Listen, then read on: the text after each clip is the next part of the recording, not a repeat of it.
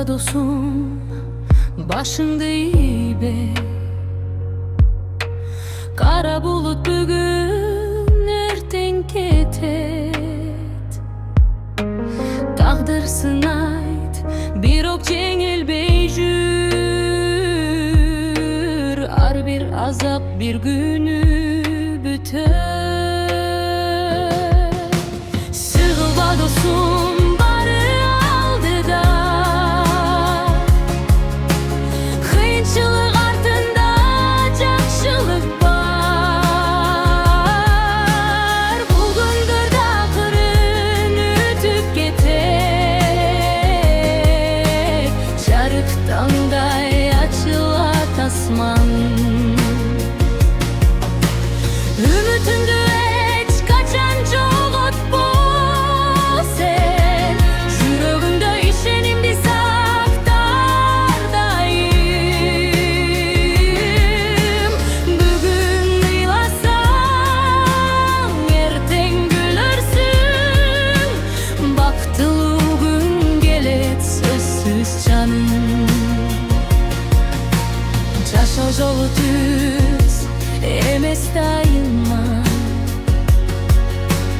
Бурулуш көп, сыноо көп жолунда.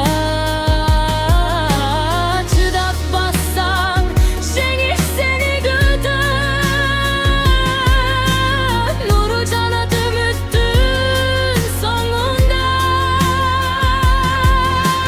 Сыгылба досум бары алдыда. Kıyınçılık артында жақшылық бар. Бары өтөт эч нерсе түгүлүк эмес. Ар бир түндүн артынан таң атар. Жүрөгүңдө жарыкты жүрбө. Өзүңө ишен, күчүң жетет барына.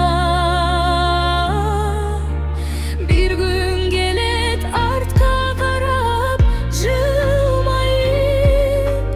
Ошол күндөр мени күчтүү кылган деп айтарсың.